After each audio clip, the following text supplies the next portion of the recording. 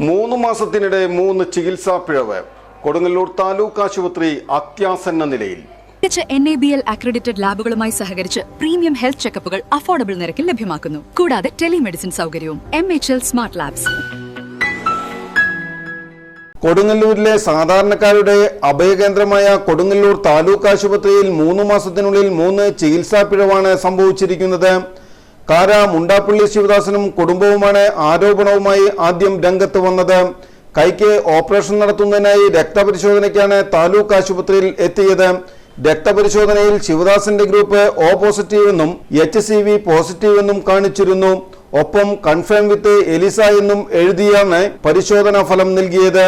Result കിട്ടിയതോടെ ശിവദാസനും കുടുംബവും കടുത്ത മാനസിക സമ്മർദ്ദത്തിലായി.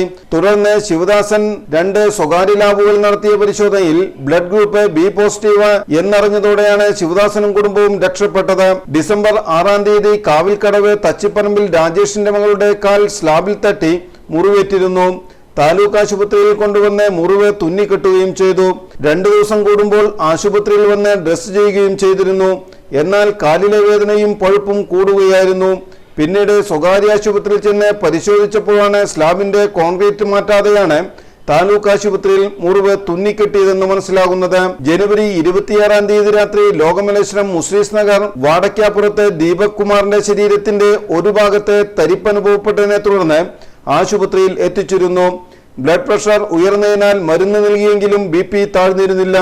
അരമണിക്കൂർ കഴിഞ്ഞ് വീണ്ടും മരുന്ന് നൽകിയെങ്കിലും BP കുറഞ്ഞില്ലെന്ന് വീട്ടുകാർ അറിയിച്ചപ്പോൾ വീട്ടിലേക്ക് പോയി കാണാൻ പറഞ്ഞത്ര.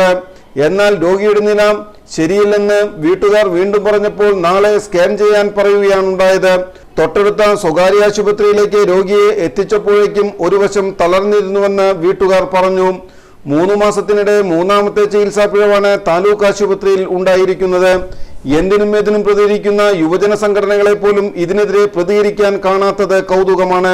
സാധാരണക്കാരന്റെ അത്താണിയായ താലൂക്ക് ആശുപത്രിയെ അത്യാസന്ന നിലയിൽ നിന്ന് മാറ്റാൻ അധികാരികൾ തയ്യാറാകണമെന്നാണ് നാട്ടുകാരുടെ ആവശ്യം.